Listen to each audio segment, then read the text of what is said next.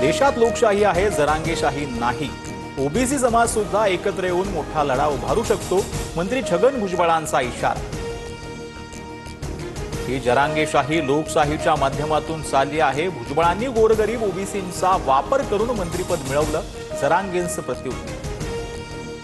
Hyderabad gadget संदर्भातील JR विरोधात मुंबई हायकोर्टात 3 याचिका। मंगेश ससानेंसह मनोहर धोंडे, विनीत धोत्रेंची हायकोर्टात धाव। सोमवारी सुनावणी पार पडणार। जीआर बाबत हायकोर्टात योग्य भूमिका मांडू। मराठा समाजाला सरसकट आरक्षण दिलेलं नाही। मुख्यमंत्री फडणवीसांकडून स्पष्ट। ओबीसी नेत्यांनी जीआर नीट वाचावा। कुणबी नोंदींचा पुरावा असलेल्यांनाच आरक्षण। ओबीसींवर अन्याय होणार नाही। फडणवीसांकडून पुनरुच्चार। मराठा आरक्षणाचा जीआर ओबीसींसाठी अडचणीचा। मराठा समाजाला 10% आरक्षण मिळत असताना हैदराबाद गॅजेट कशासाठी? भुजबळांचा हल्लाबोल। 1967 ला ओबीसीत फक्त 180 जाती होत्या, मग आता 350 जाती कशा आल्या? जरांगेंचा सवाल। ओबीसी आरक्षणाला कोर्टात आव्हान देण्याचा निर्धार। आरक्षणानं सर्व समस्या सुटू शकत नाही। दर्जेदार शिक्षण, रोजगार हाच खरा उपाय। संभाजी ब्रिगेडचे प्रदेशाध्यक्ष प्रवीण गायकवाड यांची रोखठोक भूमिका। मनसेसोबत युती करण्यासाठी उद्धव ठाकरे कोणत्याही गोष्टीला तयार आहेत। बाळा नांदगावकरांचा दावा, तर ठाकरेंची शिवसेना मवियातून बाहेर पडल्यास काही नुकसान होणार नाही। चंद्रकांत खैरेंचं भाष्य।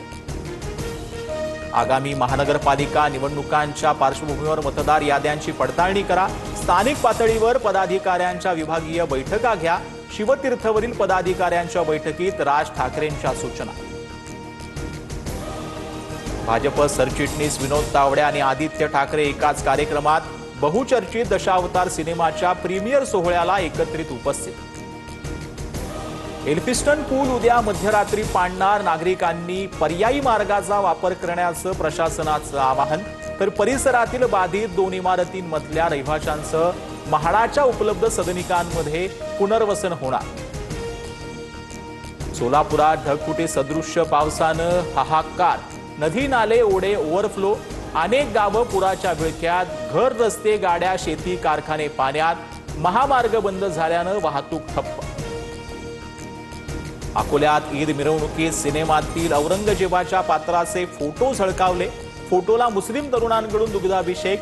मिरवणुकीत पॅलेस्टाईनचे झेंडे फडकवल्याचीही माहिती। लालबागचा राजा चरणी अर्पण केलेल्या सोन्या चांदीसह इतर मौल्यवान 108 वस्तूंचा लिलाव। लिलावातून 1,65,71,111 रुपये जमा झाल्याची माहिती। 10 तोळे सोन्याला बिस्किटाला आता लिलावामध्ये सर्वात जास्त 11,33,000ची रक्कम। छत्तीसगडच्या गरियाबादमध्ये सुरक्षा दल आणि नक्षलवाद्यामध्ये चकमक। 1 कोटींचं बक्षीस असलेला मोडेम बाळकृष्णसह 10 नक्षलवादी ठार। सीआरपीएफच्या कोब्रा कमांडोची मोठी कारवाई।